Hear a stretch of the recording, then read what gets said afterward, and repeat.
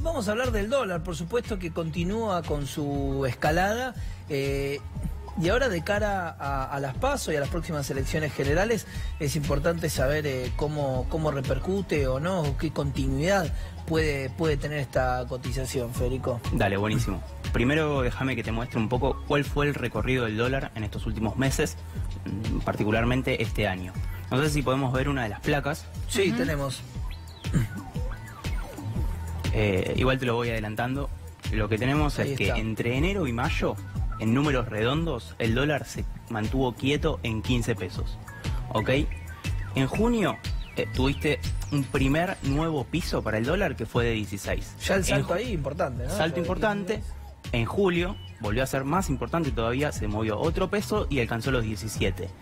En agosto la cosa se estaba poniendo dura, se estaba poniendo difícil porque alcanzó por primera vez el piso de 18 pesos y ahí hubo un giro de la política económica. Arrancó la intervención del Banco Central para ponerle un techo, para delimitar cuál es el valor que puede, digamos, alcanzar el dólar. ¿Ok? Ahora, una cosa que hay que destacar es que el Banco Central no tiene grises en esta política cambiaria que lleva adelante. Estuvo un año sin vender un dólar en la plaza cambiaria para controlar la cotización. Y de repente en los últimos 10 días, o sea en lo que va de agosto, vendió casi 2.000 millones de dólares para ponerle un techo, para fijar el dólar en torno de los 18 pesos. Básicamente lo que veía ahí, que políticamente se hacía inviable que el dólar siga escalando. Cuando vos hablas con los operadores de las sitios, a los que manejan los billetes en el mercado, te dicen, mirá, la gente había tomado la decisión de dolarizarse y estaban buscando o estaban apuntando al dólar de equilibrio. Ellos, ¿cuál creen que es el dólar de equilibrio? 22 pesos. Entonces, si el Banco Central no salía con reservas internacionales a parar la escalada, el dólar tranquilamente podría haber llegado hasta ese valor. Pero perdón, Federico, una cosa, porque estamos hablando ahí de 2.000 millones de dólares, ¿no es cierto? Volvemos, si querés, diré. 2.000 millones de dólares está contando Federico, es lo que puso el Banco Central en los últimos 10 días.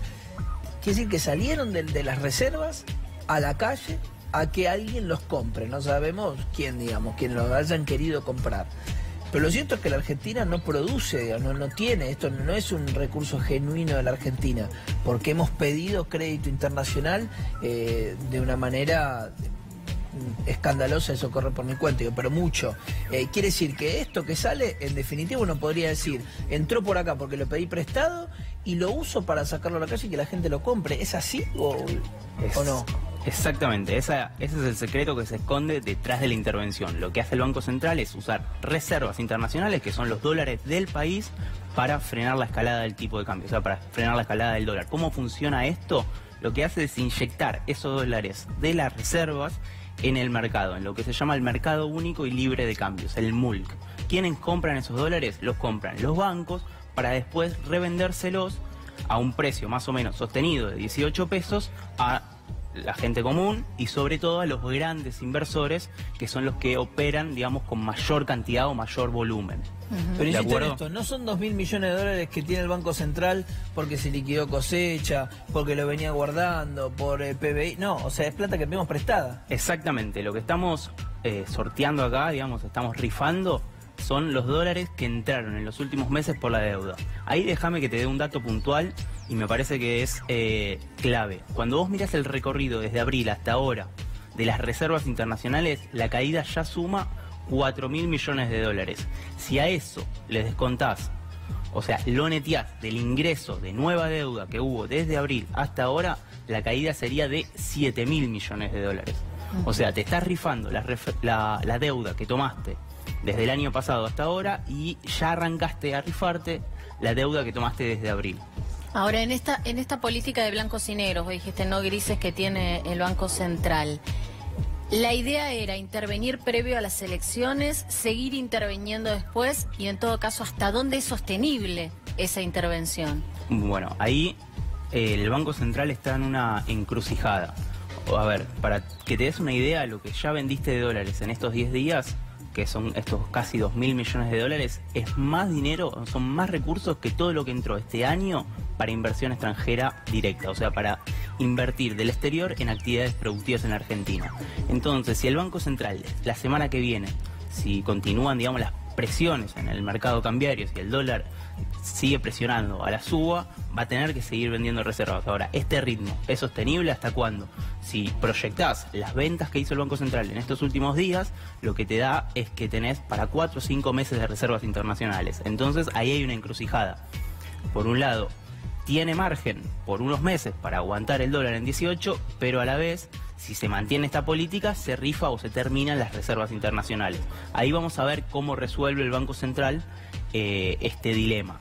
El problema es que el dólar no es la única tensión que va a tener que afrontar en los próximos días. Vos también tenés un tema de vital importancia para el mercado, que son las LEBAC. Alguna vez lo hablamos en el programa.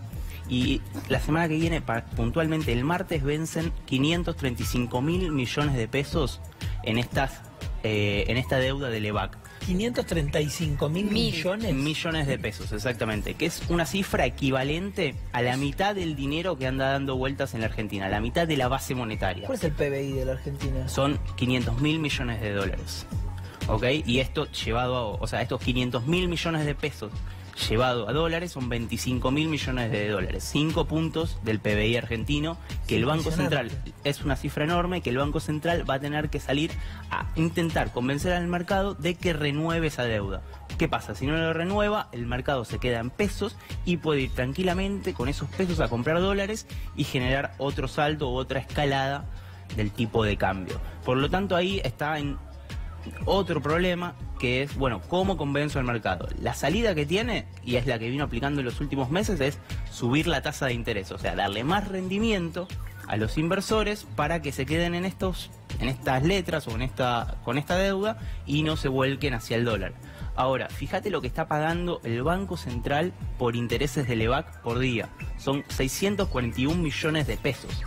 O sea, es lo que te cuesta hacer un hospital entero por día, o por ejemplo, para que veas la dicotomía que tiene hoy el modelo económico, es 10 días de LEBAC equivale a todo lo que le está dando el Estado a la industria para promocionar o para impulsar actividades productivas, o sea, subsidios para el sector industrial, que son 10.000 millones de pesos por año. O sea, en todo un año que apoyás a la industria, en 10 días te lo estás gastando o estás, digamos, poniendo en el mercado una cifra casi idéntica para, digamos, mantener esta burbuja financiera de las LEBAC.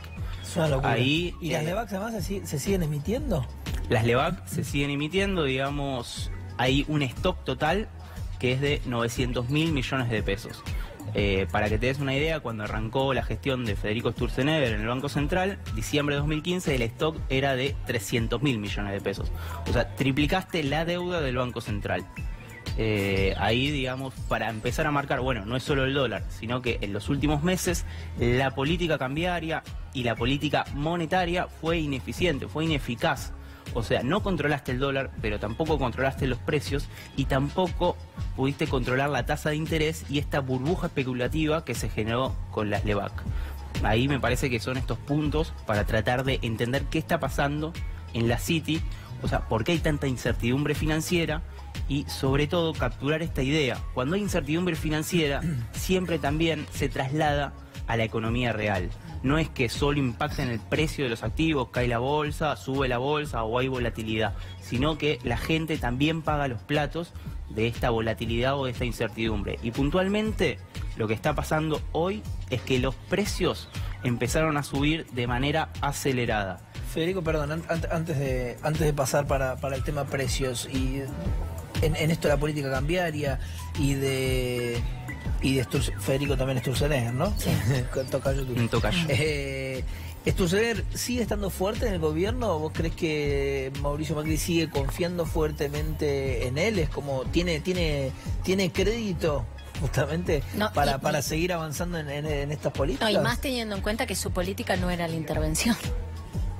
Ok, mira, el ala política del gobierno empezó a jugarse en contra de la gestión del Banco Central, puntualmente de Federico Sturzenegger.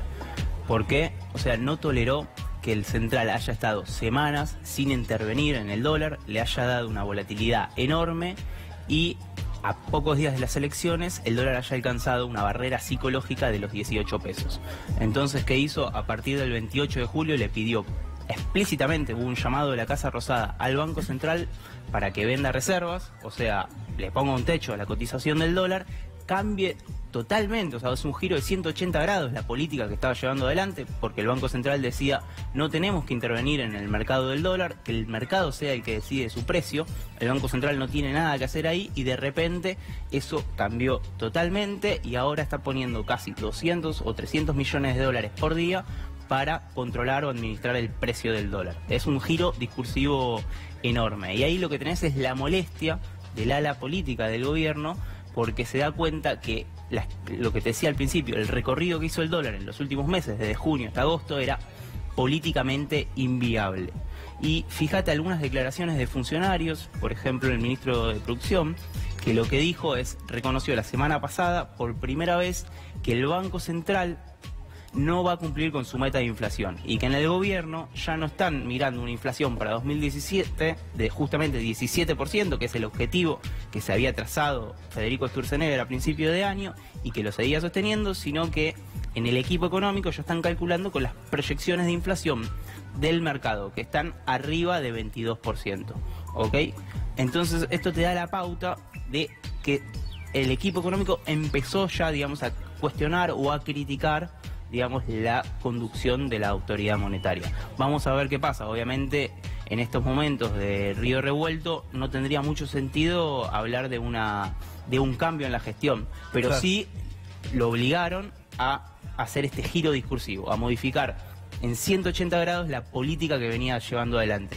Se acabó la idea de la independencia del Banco Central respecto al Poder Ejecutivo y sobre todo se acabó la idea del tipo de cambio flotante, que en la jerga económica, cuando hablamos de tipo de cambio flotante, nos referimos a un Banco Central que no interviene en la plaza cambiaria y deja que el mercado, o sea, que los inversores sean los que deciden el valor del dólar. No, y además hay un hecho que es insoslayable, digo, todo esto se da por la proximidad de las elecciones, pero todavía faltan otras elecciones más en octubre.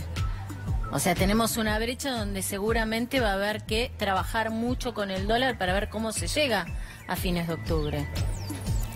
Exactamente, sí. Ahí vos lo que tenés es una economía que empieza a dar ciertas señales de rebote respecto al año pasado. Obviamente esto hay que tomarlo con pinzas, porque la caída de 2016 fue muy fuerte y todavía los niveles de actividad, si bien a nivel estadístico parece que la economía empieza a arrancar, cuando mirás niveles te das cuenta que estás por debajo de la producción que tenías en el año 2015. O sea, por ahora lo único que estás haciendo es recuperar un poco las caídas del año pasado. Si, como bien decías, si el dólar sigue subiendo, si se genera incertidumbre, ahí sí pasamos a lo que es el impacto de esta incertidumbre financiera sobre la economía real. Puede frenar esta recuperación o este rebote que se vio en los últimos, a partir de mayo, digamos, en algunos sectores como la industria y la construcción. Y si frena eso, digamos, para octubre el escenario político obviamente se va a poner mucho más difícil para el gobierno. Por lo tanto, ahí está, digamos, la preocupación o la apuesta. Es decir, bueno, llegamos a octubre con un dólar quieto, con un dólar cercano a los 18 pesos e intentamos que la recuperación que arrancó en mayo, que más que recuperación es un rebote respecto a las caídas enormes del año pasado, se mantenga de cara a las elecciones. Hay sí. ¿Y qué pasa, Federico? Nos ibas a contar de los precios. ¿Qué pasa con los precios? Bueno, ahí lo que tenés es que en agosto, cuando vos acumulás el aumento de la primera semana, te da que terminás el mes en 3%.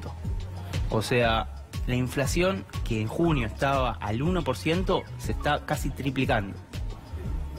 Es un avance o un salto de las mismas características del dólar, o sea, súper acelerado y difícil de parar, o sea, entras en una inercia difícil de frenar. Entonces ahí también hay que poner el ojo, estar atentos a ver cómo sigue el tema precios. ¿En los supermercados no salieron abiertamente esta semana a decir tenemos un 5% de aumento? Exactamente. Ahí déjame que te dé un dato que me parece que es el más sencillo y el que te ayuda a analizar mejor el tema precios, supermercados y sobre todo alimentos. El rubro de alimentos, donde lo que más pesa es la leche, la harina, el aceite, o sea, productos sensibles para las familias, venía subiendo desde enero hasta julio 12%. Para agosto los supermercados ya anunciaron remarcaciones en promedio para estos rubros del 5%. Ahí te da la pauta de cómo se acelera el proceso inflacionario. Y bueno, tenés la cuestión del dólar detrás, que por más que el gobierno insista que cuando el dólar sube eso no significa que impacten los precios, pero también tenés de nuevo la incertidumbre. O sea, no se sabe qué va a pasar con las principales variables macroeconómicas de acá hasta que termine el año. Y cada vez que hay incertidumbre, los empresarios remarcan precios, se cubren, van a hacer lo que se conoce como refugio con el aumento en las góndolas. Eso me parece que son los elementos más claros o más importantes para destacar de lo que viene pasando con el dólar. Tenés, de nuevo te digo, una suba muy fuerte en 2 meses, lo frenaste, no sabés cuánto lo vas a poder sostener, las decisiones del mercado claramente son dolarizarse, o sea, pasarse de activos en pesos a activos en dólares, eso te genera una caída de reservas fuerte y, digamos, te muestra que la economía tiene tiene problemas cada vez más profundos en lo que es lo estructural. O sea, no es solo la especulación política, porque mucho se habló en estos últimos días de que el dólar subía por especulación política. Ahí me parece que hay otra clave para revisar, que es que la economía hoy tiene problemas estructurales muy fuertes. Vayamos, por ejemplo, al tema comercial o de sector externo. O sea, la economía hoy está importando más de lo que exporta. O sea, eso te genera un bache, un rojo comercial de casi 4.000 millones de dólares este año.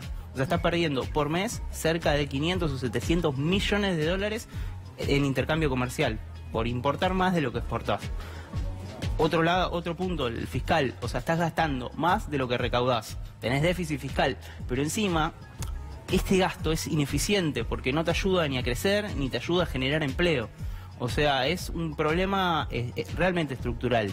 Después, otro de los elementos es que la economía se reprimariza. O sea, las actividades que empiezan, digamos, a ganar participación, digamos, o que son las que le van bien, son actividades que se dedican a producir materias primas. Y las materias primas lo que tienen es que generan poco valor agregado y además demandan poca mano de obra. Entonces vos te encontrás al final del día, cuando haces las cuentas, cuando mirás los números, que la economía es una economía que no tiene motores genuinos para crecer. Y entonces la decisión de un inversor no es irracional cuando acelera la fuga de divisas, cuando sale corriendo al mercado a comprar dólares porque dice esto no se sostiene. Me parece que ahí es donde hay que estar mirando y poniendo la atención. Está clarísimo. La última, Fey, ya te despedimos, te agradecemos mucho que viniste. De cara al año que viene, a las metas que el gobierno había fijado de inflación de ese 17% que parece estar muy lejano, aunque esta misma semana que pasó el presidente Mauricio Macri dice que siguen sosteniendo esa meta, ese objetivo. De cara a esto que pasa con el dólar, sabiendo que tenemos elecciones en el medio, ¿podemos tener alguna expectativa, alguna esperanza para el 2018 con este rebote que vos decís, al menos, de que la cosa mejore un poco en términos económicos, o vos no ves, todas las señales son malas? Mira, a mí hasta octubre me da la sensación que no va a haber ajuste, o sea, por lo menos se va a intentar, digamos, mantener el ritmo de crecimiento que se observa de rebote, en realidad, que se observa desde mayo. Después de eso sería hacer futurología, no queda muy claro, pero cuando ves los antecedentes, o sea, te pones a mirar los números y consultás qué pasó en los últimos años, siempre tuviste un efecto serrucho. ¿A qué me refiero con esto? En los años electorales la economía creció un poco y en los años no electorales, como va a ser 2018, vuelve a caer. Entonces no sería